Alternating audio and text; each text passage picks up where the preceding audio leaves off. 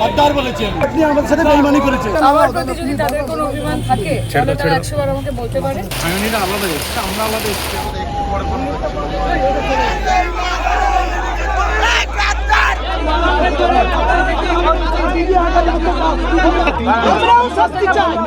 বারুইপুরের নাবালিকা পরিবারের সঙ্গে দেখা করতে গিয়ে রীতিমতো বিক্ষোভের মুখে ঋতব্রত, সায়নী, শিউলি সাহা।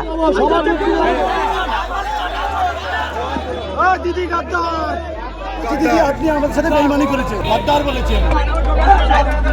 প্রথমে বাধা পেলেও শেষ পর্যন্ত পরিবারের সঙ্গে দেখা করেন তারা। বিরোধী দলনেতা ঋতব্রত বন্দ্যোপাধ্যায় অবশ্য সায়নী ঘোষের থেকে দৃশ্যত দূরত্ব বজায় রাখেন। আইনটা আলাদা হচ্ছে, আমরা আলাদা হচ্ছে। আমাদের সঙ্গে বসে কথা বলতে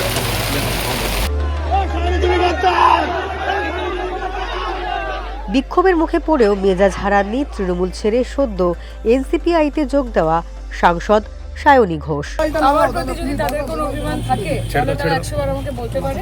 দৃষ্টান্তমূলক শাস্তি কার যারা এই ঘটনার সঙ্গে জড়িত তাদের, এটার পেছনে একটা বড় র্যাকেট আছে এবং এর আগেও এরকম বহু ধরনের ঘটনা যেখানে খোঁজ পাওয়া যাচ্ছে না, অনেকক্ষণ ধরে নানান ক্ষেত্রে পুকুরে জিনিস পাওয়া যাচ্ছে, হাড় পাওয়া যাচ্ছে, চুরি পাওয়া যাচ্ছে, এইসব ধরনের ঘটনা ঘটেছে। কিন্তু পুলিশ আগের সরকারের ক্ষেত্রে যখন কাজ করেছে সেখানে একটা রিলাক্টেন্স ছিল। একই অভিযোগ এনেছেন ঋতব্রত বন্দ্যোপাধ্যায়ও। এই চত্বরে ওনারা বলছেন এর আগেও এরকম একাধিক ঘটনা ঘটেছে এই রিজিয়নটা, সেখানে তখন বডি আইডেন্টিফাই করা যায়নি, শুধু হাড়গোড় পাওয়া গেছে। আমরা বলেছি সেই ব্যাপারগুলো মুখ্যমন্ত্রী যেমন ওনারা জানেন, আমরাও জানি। মুখ্যমন্ত্রীর সঙ্গে একবার আপনার তরফ থেকে কথা বলেছি।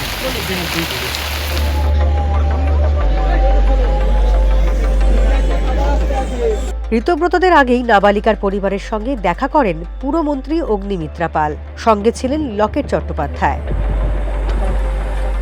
মাননীয় মুখ্যমন্ত্রী বহুবার ফোন করেছেন, আইজি বহুবার ফোন করেছেন, এসপি বহুবার ফোন করেছেন। আমরা সম্পূর্ণ, আমাদের পরিবার শুধু নয়, সমস্ত গ্রাম আমরা সম্পূর্ণ সরকারের এই স্টেপে, এবং আমাদের পুরো ভরসা আছে। এইটুকু উনি বলেছেন, আর তো বলার কিছু নেই। আমরা এসছি পাশে দাঁড়াতে। তারা স্যাটিসফাইড আছে, সরকার ওদের পাশে আছে। পরিবর্তনের বাংলা আপনারা দেখতে পাবেন, আপনার অভয়ের মতন রকম বিচার দেখবেন না।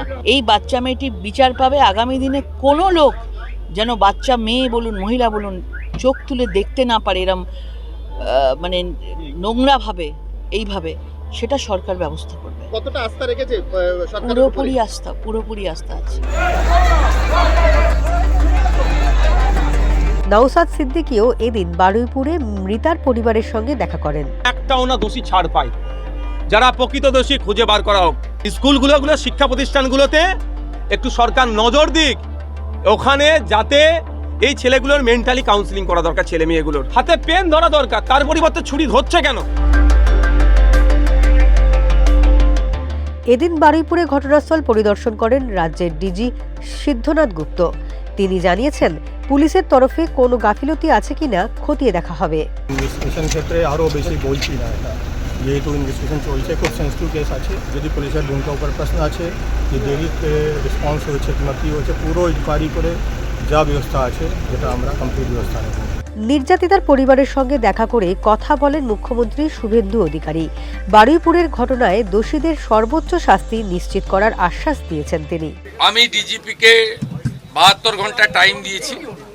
তিনি আমাকে, আমি যা ফাইন্ডিংস পেয়েছি, ওনার যে অ্যাডমিনিস্ট্রেটিভ প্রসিডিওর রয়েছে, প্রসিডিওর অনুযায়ী একটা রিপোর্ট দেবেন। রিপোর্ট দেওয়ার পরে অ্যাডমিনিস্ট্রেটিভ পার্টে আমাদের যে অ্যাকশন নেওয়ার, আমাদের কোনো লোকের যদি কোনো ওই টাইমের মধ্যে কোনো শিথিলতা থাকে 1%ও, সেক্ষেত্রেও খুব স্ট্রং অ্যাকশন নেওয়া হবে। আর মব লিঞ্চিং করে যে নিরীহ লোকটাকে, ছেলেটাকে মেরে দিয়েছে, আনমেরিড একটি ইয়াং বয়, সেখানেও যারা হত্যাকারী তাদেরকেও প্রপারলি মার্ডার কেসে যুক্ত করা হবে।